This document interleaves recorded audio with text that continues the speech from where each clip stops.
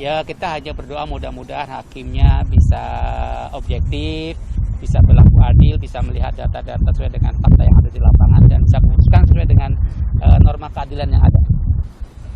Ya. Pada hari ini kami dari tim advokasi Habib Rizik Syihab insya Allah akan memulai atau menghadiri sidang perdana dari pra-peradilan atas penetapan tersangka beliau gitu ya. Gitu. Ya, apa lagi? Untuk sementara beliau dulu, karena Polda kan lebih mengutamakan beliau. Nanti setelah itu dengan 5 tersangka. Prosesnya akan di hari Senin atau gimana Pak yang 5 tersangka itu? Nanti kami akan koordinasi dengan penyidik, karena penyidik juga full sekarang untuk pemeriksaan Habib Rizik. Artinya dari penyidik sendiri memastikan akan diperiksa hari ini Pak, untuk koordinasi pengacara dan penyidik. Untuk Habib Rizik, iya akan diperiksa. Agendanya hari ini pasti namanya sidang pertama itu adalah pembacaan permohonan pra peradilan. Tapi nanti kita ada sedikit perbaikan ya gitu ya, karena kemarin kan kutipan pasal-pasal belum kita masukkan, ini kutipan pasal-pasal jadi perbaikan minor ya.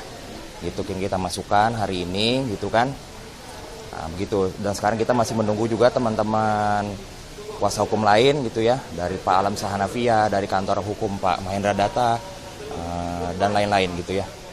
Tentu akan kita bacakan nanti, tapi poin utamanya adalah kita keberatan atas penetapan tersangka Habib Muhammad Rizik Syihab gitu.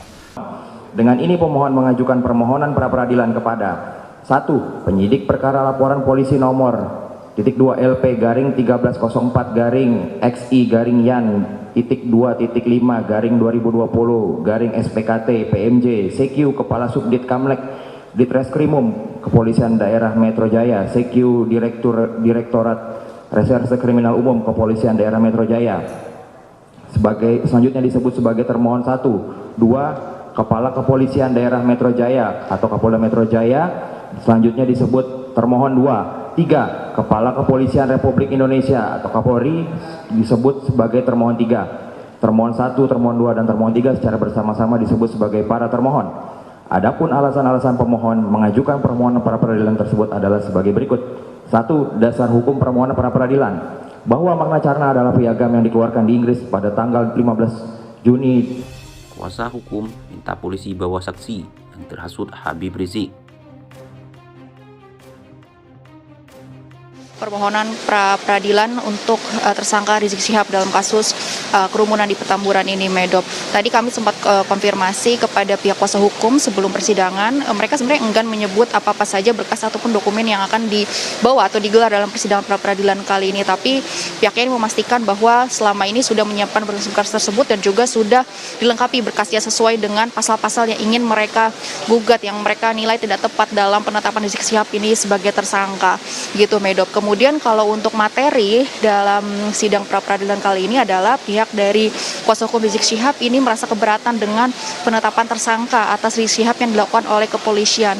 Selain itu juga pihaknya ini mempertanyakan dan mempermasalahkan terkait dengan proses penangkapan dan juga penahanan Rizik Syihab. Karena menurut pihak kuasa hukum sebelumnya juga sempat disampaikan bahwa mengapa Rizik Syihab ini tiba-tiba ditetapkan sebagai tersangka, padahal pada saat pemeriksaan di awal pemanggilan pertama dan kedua ini statusnya masih sebagai saksi. Rizik Syihab ini masih sebagai saksi. Kenapa tiba-tiba ditetapkan sebagai tersangka? Meskipun memang sebenarnya dalam pemeriksaan pertama dan kedua pada yang dilakukan oleh penyidik dari Polda Metro Jaya kala itu memang Rizik Syihab tidak hadir ataupun mangkir dari pemeriksaan saat itu. Kemudian juga dari pihak kuasa hukum ini mempertanyakan mengapa hanya kasus kerumunan Rizik Syihab ini yang dikejar oleh polisi, sementara kerumunan-kerumunan yang lain. Ini yang menjadi pertanyaan besar bagi mereka, mengapa seolah-olah hukum ini tidak adil bagi Rizik Syihab dan juga simpatisannya. Kemudian juga ada beberapa pasal memang yang dipermasalahkan oleh pihak kuasa hukum, yakni pasal 160 KUHP dan juga pasal 216 KUHP. Menurut pihak kuasa hukum tadi Kamil Pasha sempat menyebutkan bahwa penggunaan pasal tersebut yang disangkakan kepada Rizik Syihab ini tidak tepat karena tidak menemukan unsur penghasutan di sebelah mananya pada saat acara kerumunan di beberapa tempat beberapa waktu lalu yang juga dihadiri oleh Rizik Syihab. Sementara memang memang kalau dari proses penyelidikan polisi dan juga pemeriksaan sejumlah saksi yang memang sudah bergulir sejak November Desember lalu di Polda Metro Jaya, polisi ini menemukan unsur pidana dalam acara kerumunan yang diikuti oleh Rizik Syihab, sehingga polisi ini menyangkakan beberapa pasal, diantaranya pasal 160 KUHP karena Rizik Syihab ini diduga melakukan penghasutan dan juga pernyataan mengajak para simpatisannya untuk mengikuti acara kerumunan, yaitu pernikahan putri keempat Rizik Syihab dan juga acara Maulid Nabi yang berada di Petamburan. Selain itu di pasal 216 KUHP ini juga diarahkan kepada Rizik Syihab karena diduga tidak mengindahkan perintah undang-undang. Nah, kita juga masih akan lihat bagaimana proses persidangan pra-peradilan hari ini, Medop dan juga saudara. Untuk dari pihak pemohon ini dihadiri oleh pihak kuasa hukum dari Rizik Syihab. Jumlahnya ini kami lihat lebih dari 5 orang.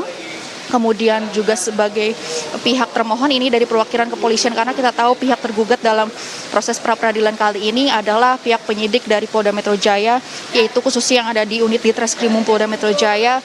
Kemudian untuk tergugat kedua ini adalah Kapolda Metro Jaya, dan untuk pihak tergugat ketiga ini adalah Kapolri. Kita nantikan Medop bagaimana nanti perjalanan sidang pra-peradilan hari ini.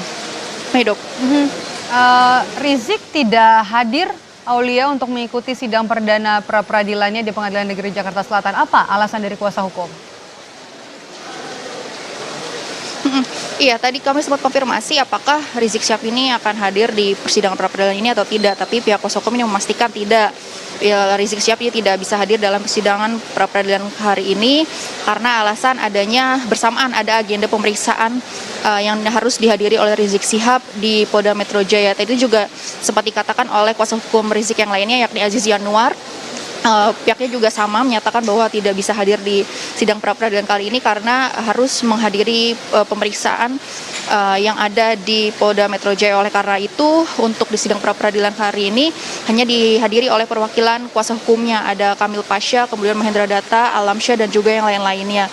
Sementara itu untuk pihak kuasa hukum yang lain, yakni Aziz Yanuar dan juga Sugito, ini bertugas untuk mendampingi Rizik Syihab untuk menjalani pemeriksaan di Polda Metro Jaya.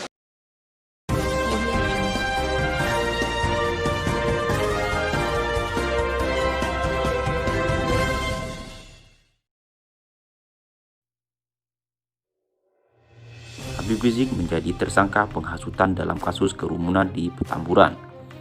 Ia dijerat dengan pasal 160 KUHP pada perkara pelanggaran protokol kesehatan tersebut. Penggunaan pasal tersebut membuat polisi dapat menahannya di penjara saat ini. Hal ini membuat kuasa hukum Habib Rizik mengajukan pra-peradilan. Dalam sidang perdana yang digelar di PN Jaksel, Senin tanggal 4 Januari 2021, kuasa hukum Rizik dalam berkas permohonan mengatakan penggunaan pasal 160 tidak tepat. Kuasa hukum menilai pasal penghasutan baru bisa dipakai jika ada tindak pidana akibat hasutan tersebut.